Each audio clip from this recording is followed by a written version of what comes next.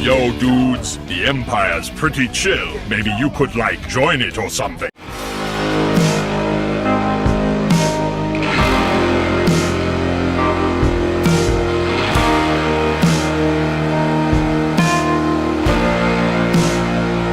Hey everyone, Lucamus Prime here, and welcome to the next episode of Movie That Didn't Need a Sequel. And today, guys, I'm going to be covering what is a movie which is the second installment, a sequel, ironically, in a trilogy of movies. And this movie, in my opinion, did not need sequels and perfectly closed the story. And this second installment, guys, is for one of my favourite Marvel superheroes of all time, and it is a sequel to one of my favourite movies of all time in general, and this movie, guys, would have to be none other than 2002's Blade 2. So, yeah. Now, so in summary, guys, of what I think of the franchise, so I, of course, adore the first movie, Blade, and I consider it to be the best Blade movie of all time, and one of my favourite Marvel superhero movies in general. I really love this movie very much, and yeah, I still like this movie the most because, in my opinion, it did the character the best, and I love how it gave a horror feel to the franchise because, Blade is a very dark character, not aimed at children whatsoever, so I'm really glad it was very dark, and it's even rated 18, guys, which is perfect rating right there. And the sequel, while I don't think it's as good as the first movie, I think it's an underrated movie, which, in my opinion, deserves more love, and it's also still rated 18, which is definitely great, and while it isn't as much of a horror movie as the first movie, I like how it is more like an action movie in a way, and even though it doesn't have as much horror as the first movie, it does, have, great action and, things which make it a Blade movie, thankfully, and also, guys, in my opinion, no one can play Blade better than Wesley Snipes. In my opinion, he was born to be Blade, and yeah, this movie and, the first movie, these two show he was born for a role, in my opinion, and yeah, so on the topic of why I think Blade 2 did not need sequels, guys, so guys, now, if you've seen the movie, you'll of course be aware that at the end of the movie, Blade once again defeats his enemies, and the movie, of course, had many great villains this time. For example, I think probably the main standout of the movie would have to definitely be Ron Perlman's character, Dieter Reinhardt. In my opinion, he stole the show and was really brilliant, as a great new rival to Blade, and yeah, really cool, in my opinion, and a very entertaining in character. And I also as well liked Eli Damascus, played by Thomas Kretschmann. I thought he did a great job playing him. That's probably my favourite role, Thomas Kretschmann, guys, actually, so far. And Nomak was also a very good villain as well. I definitely really like Nomak, absolutely, pretty cool. And the movie ends, of course, with after Nomak kills himself with Blade's sword, Nyssa has a wish of dying as a vampire, so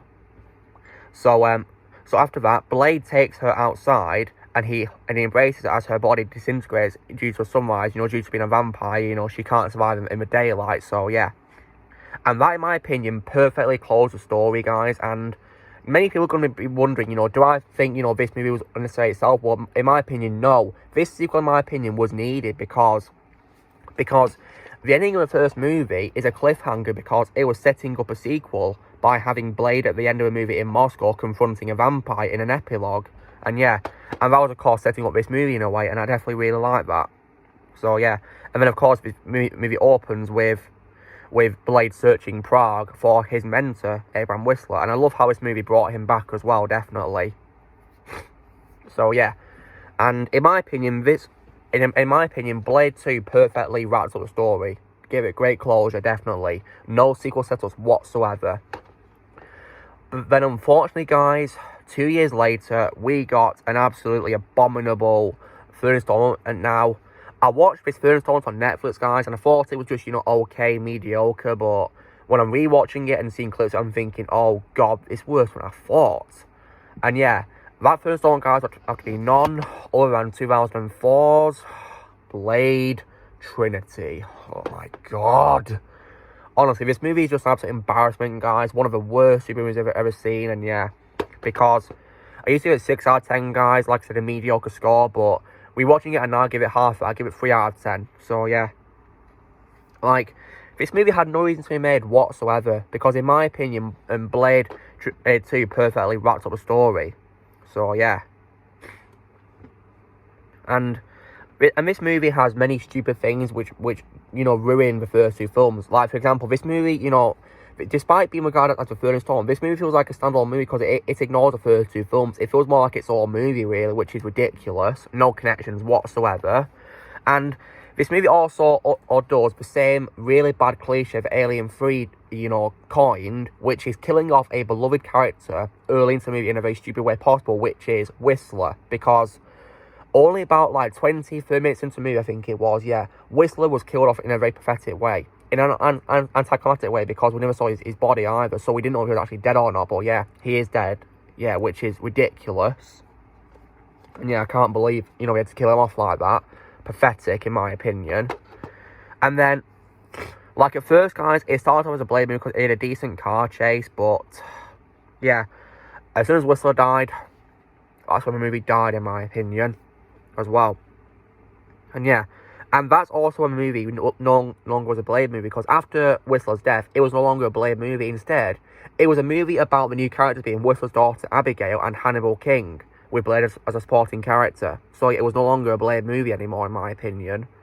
And when it comes to new characters, I thought Jessica Biel was just okay as Abigail, not really that memorable, in my opinion, to be honest. And I mean, I felt it was pretty annoying how she listened to music on an iPod during fights, really.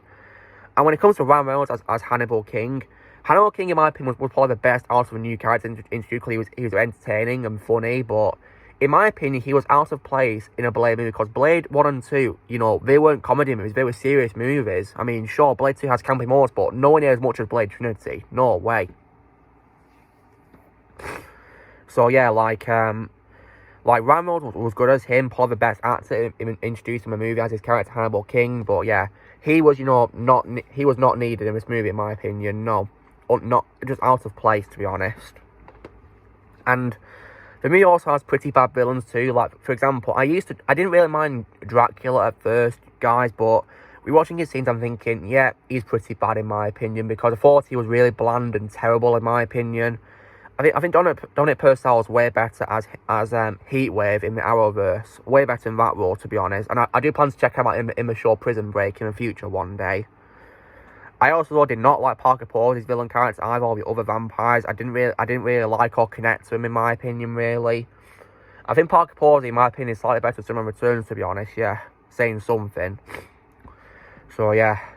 Blade Trinity is just absolutely abominable, guys. Didn't need to be made at all, because Blade 2 perfectly closed the story, and you're probably going to be saying, could the idea of third installment not be needed to be applied to other trilogies? Well, I mean, guys, you guys can hate on other Marvel third installments like, Spider-Man 3 or X-Men The Last Stand, but the thing is, well, guys, or compared to Blade 2, the second installment of all franchises set up the third film, because, for example, guys, Spider-Man 2, my favourite movie of all time, set up Spider-Man 3 by showing Harry becoming the new Green Goblin at the end of Spider-Man 2.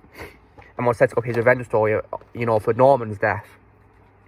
Then, of course, X-Men 2, X-Men United, or X2, of course, set up The Last Stand by showing a Phoenix in the water, setting up Jean becoming the Phoenix, the villain of The Last Stand. So, yeah.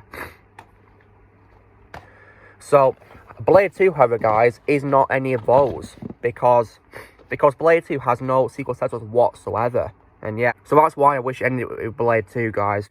And I just wish, they didn't do a third movie. And plus, guys, what's also sad is Blade 2 is probably going to be the last ever good Blade movie I'm ever going to see, because I, of course, hate Blade Trinity after rewatching it.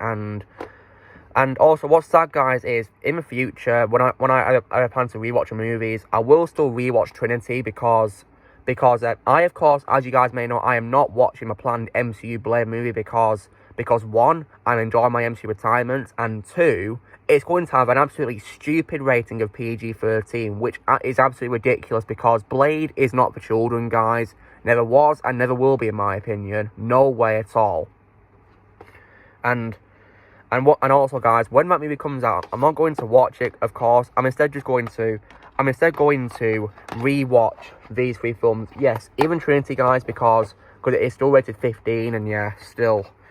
I think it's still rated 15, probably due to a swearing, maybe, stuff like that. But yeah, unfortunately, the violence was really toned down in Blade Trinity, which is disappointing, you know, because Blade is not for children. We should have included more blood and gore, I felt, and yeah.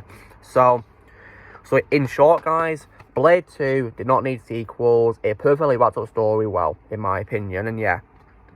So, and stay tuned in the future, guys, for my review of the movies. I'm going to review them one by one, and Blade Trinity will, of course, get a trash talk, so yeah. So guys, this is me doing a video or saying why, in my opinion, Blade 2 did not need any sequels whatsoever, in my opinion. And yeah, so you know the drill, guys. Be sure to give this video a like. Also, be sure to comments if you think Blade 2 did not need any sequels or not. Tell me what you think. Also, be sure to join the team plan by pressing subscribe for movies from the future. If you'd like to be a member, you can press on the piece or in the description, and I'll see you all later.